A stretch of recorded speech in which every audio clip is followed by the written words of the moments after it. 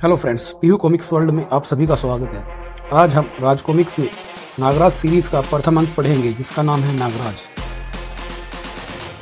आतंकवादी गिरोह की तबाही का देवता। संसार में फैले उग्रवादी संगठनों के नेताओं को प्रोफेसर नागमणि ने गोपनीय निमंत्रण भेजा। बरसों से नागमणि का संपर्क इन लोगों से बना हुआ था।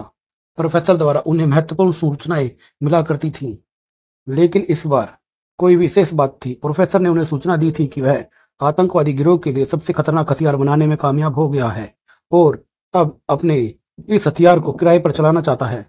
उसने इस हथियार का नाम रखा था नागराज। रंगून की एक आलीशान इमारत में विभिन्न देशों से आए आतंकवादी नेता एकत्रित हो रहे थे। यहाँ का मौसम काफी गर्म है। कनाडा और बर्मा की भौगोलिक स्थिति बहुत भिन्न है।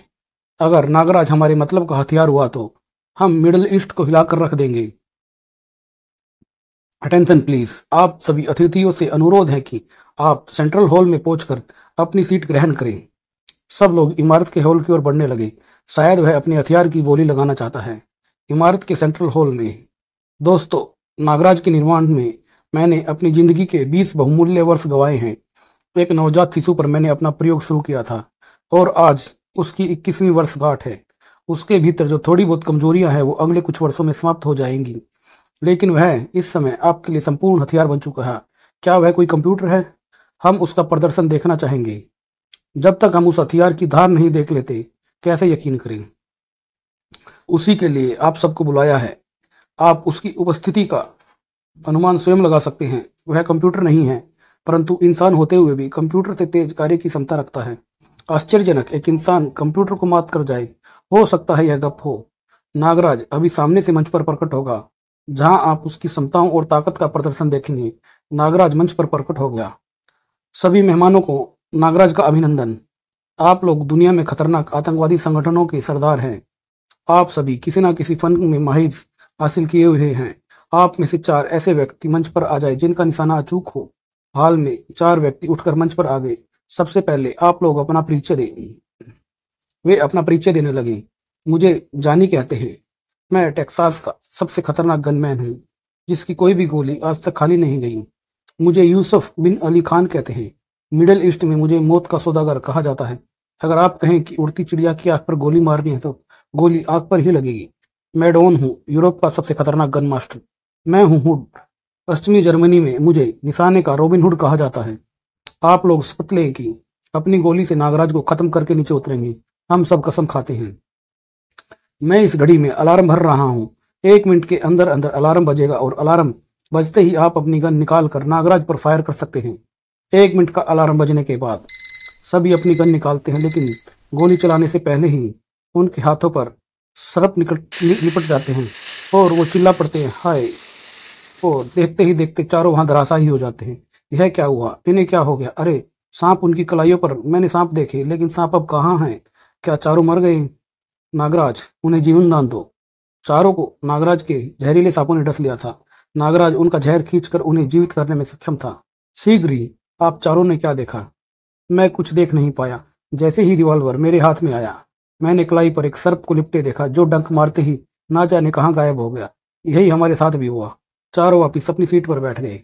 अब मैं किसी फाइटर को तलब करता हूँ जो जिस विद्या का फाइटर होगा, नागराज उसी फन का प्रदर्शन करेगा। मैं मार्शल आर्ट का महारथी हूँ। I am a kung fu man. Martial art के दोनों योद्धा मंच पर आ गए। और कोई है इस आर्ट का महारथी? नागराज तुम दोनों का अकेला प्रतिद्वंदी होगा। इसे खत्म कर दो।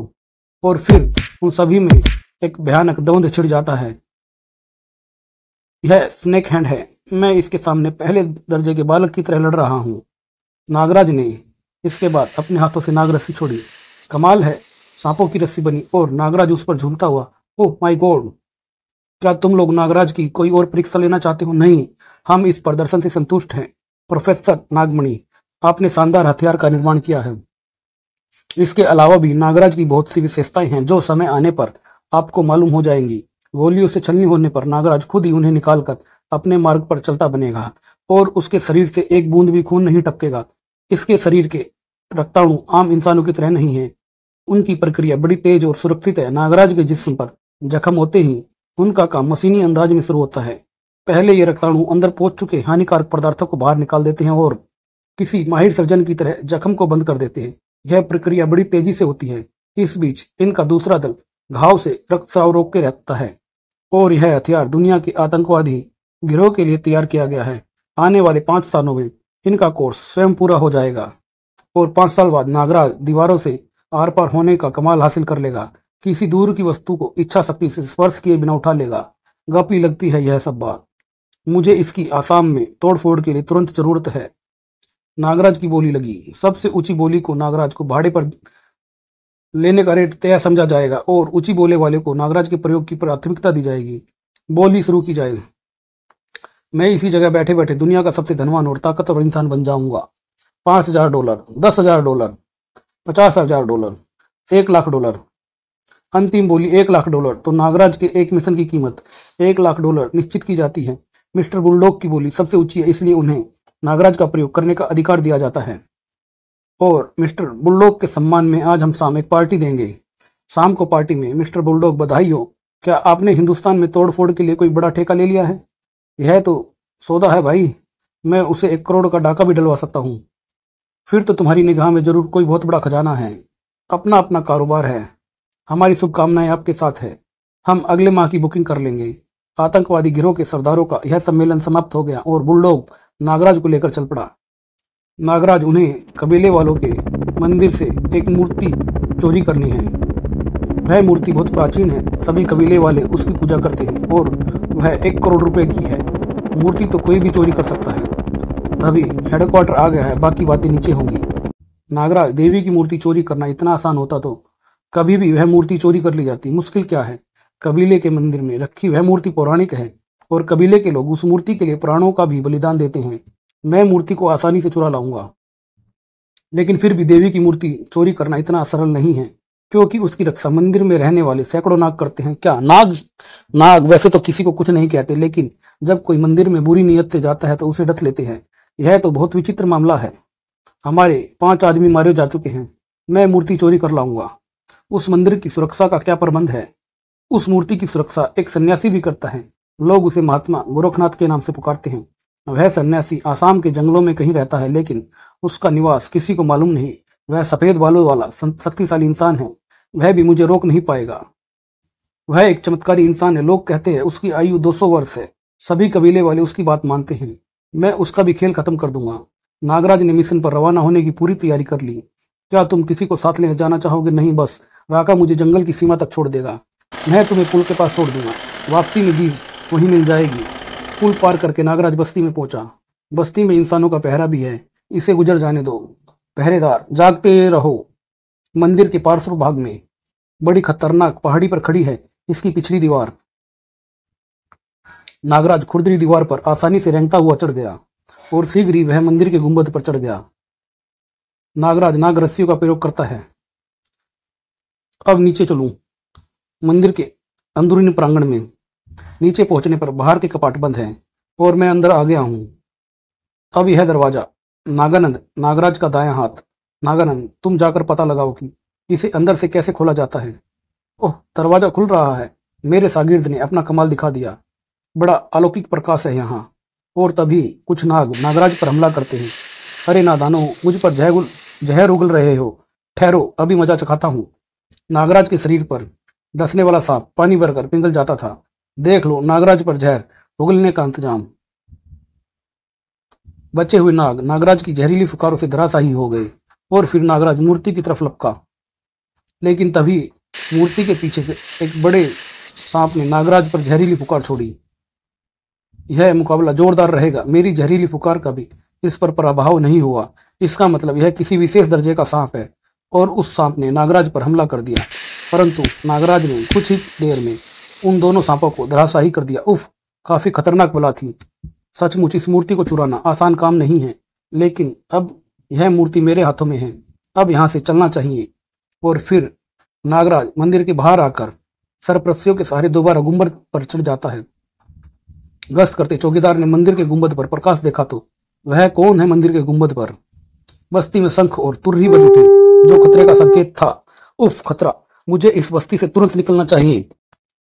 वह भाग रहा है, पकड़ो, घेर लो, जाने ना पाए। कबीलों को खबर कर दो, चारों तरफ से घेर डाले। और कबीले वालों ने नागराज पर तीर और भालों से हमला कर दिया। तीर भालों की बौछार चल रही है। नागराज ने पलटकर उन सभी पर अपने सांपों द्वारा हमला किया और वो सभी चिल्लाने लगे, सांप सांप। चारों तरफ से घेरा डाला जा रहा है, मसाले ही मसाले। और कबीले वालों और नागराज में एक प्रतिद्वंद छिड़ जाता है और कुछ ही पलों में नागराज उन सभी को धराशाही कर देता है। मुझे इन ऊंचे वृक्षों का सहारा लेकर इनके सिरों के ऊपर से गुजर जाना चाहिए। और नागराज अपनी तरफ रस्सी के सहारे उन वृक्षों पर झूल जाता है। अरे कहाँ गया, वो देखो उस पहाड़ी पर। कमबख्त पहाड़ी पर चढ़ रहे हैं, क्यों ना इन बड़े पत्थरों को इन पर लुढ़का देता हूँ। और नागराज पहाड़ी के ऊपर से पत्थरों को उन कबीले वालों पर लुढ़का देता है। अब इन तीन तीर भालों से कुछ नहीं होने वाला। शीघ्र ही नागराज पुल पर पहुंच गया। जहां जीप खड़ी थी वह जीप में सवार हो गया।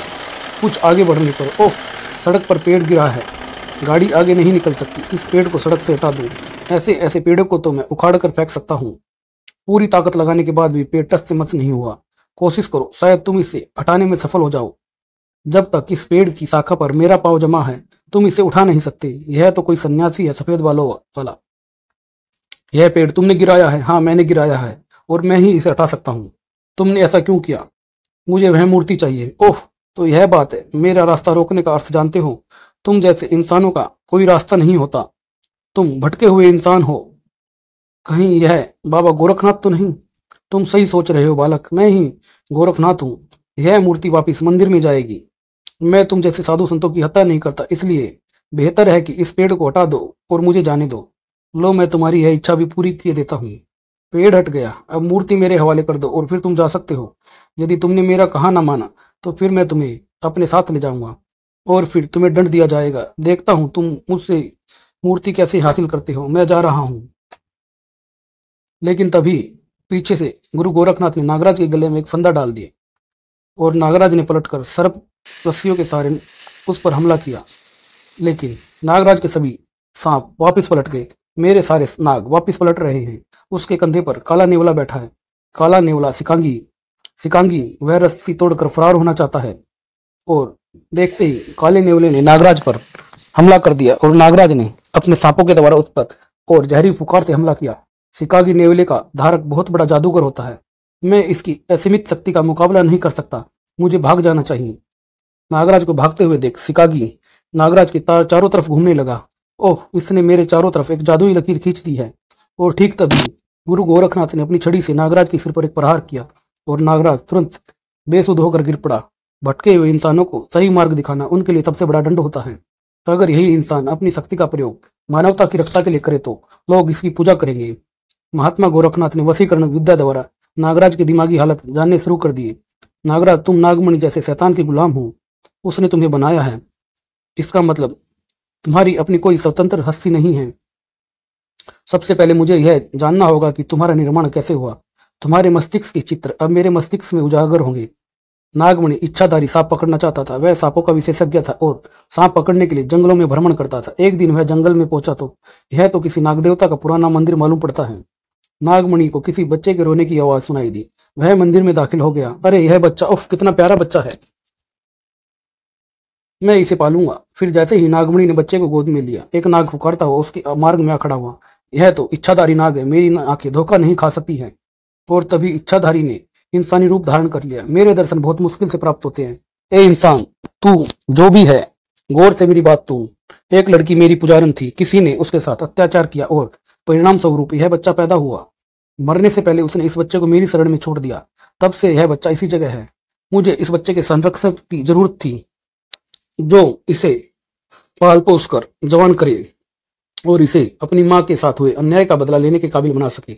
मुझ पर विश्वास करो, मैं इसे वैसा ही बना दूंगा जैसा तुम चाहते हो। मैं इस बच्चे को पराक्रमी व बलवान बनवाना चाहता हूँ। आज से 20 वर्ष बाद तुम इस जगह आना। मैं तुम्हें मृत अवस्था में मिलूंगा। तुम मेरे कंठ से विष की थैली निकाल लेना और मेरे शरीर का भस्म बनाकर इस बच्चे को खिला देना। इसमें एक दिन मेरी जैसी योग्यताएं स्वतः पैदा हो जाएगी। फिर वह सांप के रूप में परिवर्तित हो गया। परंतु याद रहे, मेरी भस्म बनाकर खिलाने से पहले इस बच्चे को 1000 जहरीले सांपों से डसवाना होगा। हल्के जहर से तुम इस पर प्रयोग करोगे और सबसे अंत में तुम मेरे कंठ से निकली जहर की थैली से इसके शरीर में मालिश करोगे। थोड़ा सा जहर इसकी जीवा से स्पर्श कराओगे और तब यह नागराज बन जाएगा। सांपों की कोई भी नस्ल इसे पराजित ना कर सकेगी। ठीक है, मैं वैसा ही करूंगा। और नागमणि ने उस बच्चे का पर प्रयोग शुरू कर दिया। स्नेक मैन, यह मेरे जीवन का सबसे बड़ा आविष्कार होगा। जिस तरह राजा विष कन्या बनाते थे, मैं विष नर बनाऊंगा जिसके 1000 सांप गुलाम होंगे। नागमणि ने उस पर अपने जहरीले सांपों का प्रयोग प्रारंभ कर दिया। इसमें गजब की क्षमता पैदा होती जा रही है। धीरे धीरे इसकी क्षमता बढ़ती जाएगी। नागमणि के घर में ही नागराज बड़ा हुआ। अब वह वक्त आ गया है जब इच्छाधारी की भस्म इसे खिलाई जाए। ओह, अभूतपूर्व! इसके जिस्म की रंगत बदलने लगी है और कुछ दिन बाद यह एक खौफनाक नाग की तरह नजर आ रहा है जिसका चेहरा इंसानों जैसा है। मैं सफल हो गया। नागराज पर अब मेरा अंतिम प्रयोग बाकी है। नागराज के जिस्म पर इच्छाधारी सांप के जहर की मालिश की गई, लेकिन मुझे इसके ब्रेन पर कंट्रोल करना होगा। अब कुछ वर्षों बाद इसमें इच्छाधारी सांप के सब गुण आ जाएंगे। नागमुनि ने नागराज के मस्तिष्क का ऑपरेशन कर उसमें एक कैप्सूल फिक्स कर दिया। अब इसकी अपनी कोई इच्छा नहीं होगी। जो मैं सोचूंगा वही इसकी सोच होगी। नागराज, तुम मेरे गुलाम हो। तुम एक ऐसी मशीन हो जो मेरे लिए काम करेगी। हाँ, मैं आपका गुलाम हूँ। 1000 सांप तुम्हारे रक्त में अदृश्य हो चुके हैं। जब तुम उन्हें जगाओगे तो वह तुम्हारे हाथों में से जिंदा होकर बाहर निकल आएंगे और एक दिन तुम में स्वयं अदृश्य होने की शक्ति उत्पन्न हो जाएगी। तब तुम इच्छाधारी सांप की संपूर्ण योग्यता प्राप्त कर लोगे। गोरखनाथ ने नागराज की उत्पत्ति की पूरी कहानी जान ली। नागमणि ने इसने अपने स्वार्थ के लिए प्रयोग कर रहा है। इसके मस्तिष्क का कैप्सूल निकाल देना चाहिए। गोरखनाथ ने योग विद्या से नागराज के मस्तिष्क का ऑपरेशन किया और पिरोया गया कैप्सूल नष्ट कर दिया। यह है वह कैप्सूल। जब नागराज को होश आया, अब तुम ठीक हो। तुम कैसा महसूस कर रहे हो? बहुत तरोताजा, जैसे कोई बोझ हट गया हो। क्या तुम आतंकवादी गिरोह के लिए अब भी काम करोगे? क्या तुम अब भी नागमणि के गुलाम हो? मैं किसी को गुलाम नहीं हूँ। वह सारे दृश्य मुझे याद आ रहे हैं। मुझसे कितने भयंकर अपराध कराए जाने वाले थे, लेकिन असली जंग अब से शुरू होगी। मैं दुनिया से आतंकवादी गिरोह का सफाया कर दूंगा। मैं इन गिरोह के सरदारों को पहचानता हूँ। ये लोग अब अधिक दिनों तक धरती पर नहीं रह सकेंगे। इसे सजा मिल गई। यह सही रास्ते पर आ गया है। आपके चमत्कारी शिकागी नेवले ने मुझे घेर लिया था। अगर यह देवता तुल्य नेवला आपके पास ना होता तो मैं आपके काबू में नहीं आता। काला नेवला शिकागी नस्ल का होता है जिसके दर्शन भी दुर्लभ होते हैं। यह नेवला वशीकरण शक्ति का स्वामी माना जाता है। यह अपने आप में एक बहुत बड़ी जादुई शक्ति है। जंगली लोग इसकी पूजा करते हैं और जादूगर अपनी कला के लिए इसकी साधना करते हैं। यह नेवला गोरखनाथ ने बड़ी साधना से प्राप्त किया था और जब से शिकागी उसके पास था वह रहस्यमय शक्तियों का स्वामी बन गया था। मुझे शिकागी ने ही इस बात की सूचना दी थी कि तुम मूर्ति चुराकर भाग रहे हो और किस रास्ते से भाग रहे हो। जाओ, शिकागी की कृपा से तुम आजाद हो गए हो। मैं आपको कभी नहीं भूलूंगा। आप सचमुच देवता हैं। ना जाने मुझसे कितने अपराध होते और ना जाने कब तक मैं नागमणि की गुलामी करता रहता। और जब भी तुम्हें मेरी आवश्यकता पड़े तुम मुझे याद कर लेना। तुम मुझे अपने मस्तिष्क में खड़ा पाओगे। जाओ, मेरा आशीर्वाद तुम्हारे साथ है। नागराज का नया जन्म हो चुका था। उसे बाबा गोरखनाथ का आशीर्वाद प्राप्त था और वह आतंकवादी गिरोह के विरुद्ध उठ खड़ा हुआ था। अब देखना यह है कि उसका निशाना सबसे पहले कौन बनता है। उधर गोरखनाथ ने मूर्ति को यथास्थान उसी मंदिर में स्थापित कर दिया। मूर्ति तत्काल लौट आने से सांप्रदायिक हिंसा रुक गई और कबीलों में गोरखनाथ की जय जयकार होने लगी। नागराज अपने सफर पर निकल पड़ा था। यह अंक यही समाप्त होता है। धन्यवाद दोस्तों।